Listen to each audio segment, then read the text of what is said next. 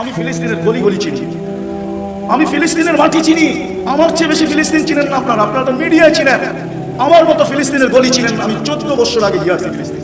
আমি ওয়াদিয়ে খলিল চিনি, আমি চিনি ইব্রাহিম খলিল কোথায় শুয়ে আছে, আমি চিনি মুসা আলাইহিস সালাম কোথায় ঘুমাইতেছে, যেটাকে ওয়াদিয়ে মুসা বলে। আমি 14 বছর আগে মুসা আলাইহিস সালামের শ্বশুর বাড়িতে দাওয়াত খেয়ে আসছি। অহংকার করে বলতেছি না, বুঝানোর জন্য বলতেছি। আমি চিনি ফিলিস্তিনের জমিন কোন জমিন, যেখানে এখনো 70 জন নবী ঘুমায় আছে, যেটাকে দিয়ারুল আম্বিয়া বলে, নবীদের দেশ বলে, নবীদের দেশ।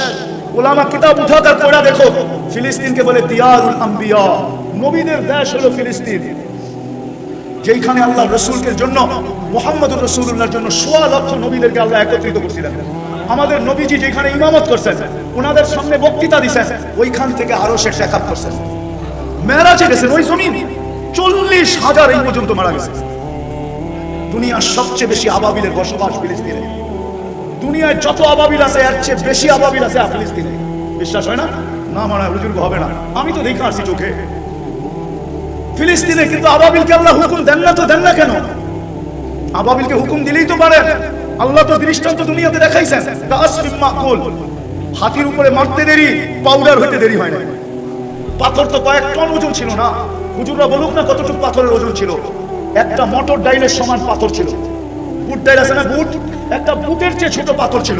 মারতে দেরি, হাতি পাউডার হইতে দেরি হয় না, পাউডার। ওই আবাবিল তো এখনো রাখা আছে, কিন্তু পাঠান তো না, পাঠান তো না, পাঠান না কেন? দোয়া তো আমরা করি।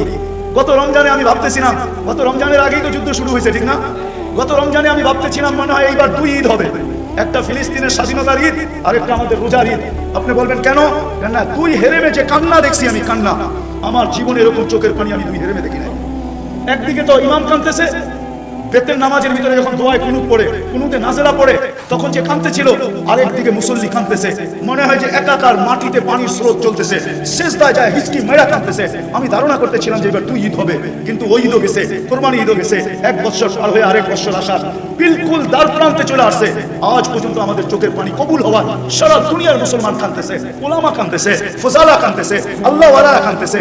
মা বোনরা যখন মিডিয়ায় দেখে, হয়তো পাওয়া যাবে এই গ্রামে কোনো মা বোনও পাওয়া যাবে, সে যখন ফিলিস্তিনের চিত্রগুলো মিডিয়ায় দেখে, কেন মা বোনদের চোখের পানি অনেক কাছে, দিল বড় নরম। পাওয়া যাবে এই গ্রামে বহুত মা ওই চিত্র দেখে কাঁদে।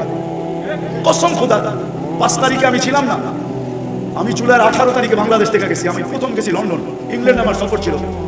5 তারিখ ওই দিন আমি সকালবেলা ফজরের পরে আমার ফ্লাইট ছিল কানাডায়। আমি প্লেনে ছিলাম, 8 ঘন্টার ফ্লাইট ছিল। 5 তারিখে নামার পরে আমি দেশের অবস্থার খবর পাইছি। কিন্তু এখন যখন আমি চিত্রগুলো দেখি, আজ পর্যন্ত একটা চিত্র আমি 10 সেকেন্ড দেখতে পারি না, আমার ভিতরে সয় না। চিত্রগুলো দেখলেই, গুলিগুলা দেখলেই, লাশগুলা দেখলেই, রক্তগুলা দেখলে আমি মানুষ হিসাবে বলি, কসম খোদার আমি চিত্র দেখতে পারি না। ওইখানেও দেখতে পারতাম না, ওইখানে তো মিডিয়া ছিল চালু, কিন্তু দেখতে গেলেই আমার ভিতর থেকে ফাইটা আসে। কেন বাচ্চা কাচ্চা সবাই চলে গেছে, আমার সফর ছিল। তো আজকে ফিলিস্তিনের চিত্র দেখলো আমাদের চোখে পানি আসে, কিন্তু উপর থেকে কবুল হয় না কেন? আল্লাহকে যদি প্রশ্ন করি, আল্লাহ আপনার বন্ধুর সাথে তো আপনার অঙ্গীকার ছিল, আপনি তো মৃত্যুর সময় যখন আল্লাহ রসুল কাঁদতেছিলেন, মুহাম্মদুর রাসূলুল্লাহ সাল্লাল্লাহু আলাইহি ওয়াসাল্লাম যখন কাঁদতেছিলেন, তো জিবরিল জিজ্ঞাসা করছে কাঁদেন কেন? এখন তো আল্লাহর সান্নিধ্যে চলে যাবে। তো বলছে জিবরিল, ফামান লিবাদি লিউম্মতি, আমার পরে আমার উম্মতকে কে দেখা রাখবে? লানত আমাদের জিন্দেগির উপরে। ও যুবক, তুমি চুল কাটো ওদের স্টাইলে। যারা 24 ঘন্টা তোমাকে দুনিয়ার থেকে মিটায় দেওয়ার জন্য চেষ্টা করতেছে, ওদের স্টাইলে তুমি চুল কাটো, একটু লজ্জা হয় না?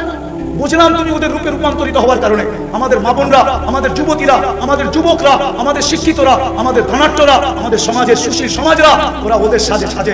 বুঝলাম ওদের সাজে সাজার কারণে যদি আমাদের ছেলেরা ইউরোপ এমবেসিতে দাঁড়াইলে 1 টাকা ছাড়া যদি ভিসা পাইতো, ইউরোপ চাইতে হলে তো 30, 40 লাখ টাকা দিতে হয়, আমেরিকা যাইতে হলে তো 50 লাখ দিতে হয়। কত ছেলেরই তো কবর হয়ে গেল, লিবিয়ার থেকে ইতালিতে যাওয়ার পথে সমুদ্রের ভিতরে কবর হয়ে গেল। আজকেও জানাতে হয়েছে একটা আপনার এলাকায়। তোমাদের একটু লজ্জা করে না?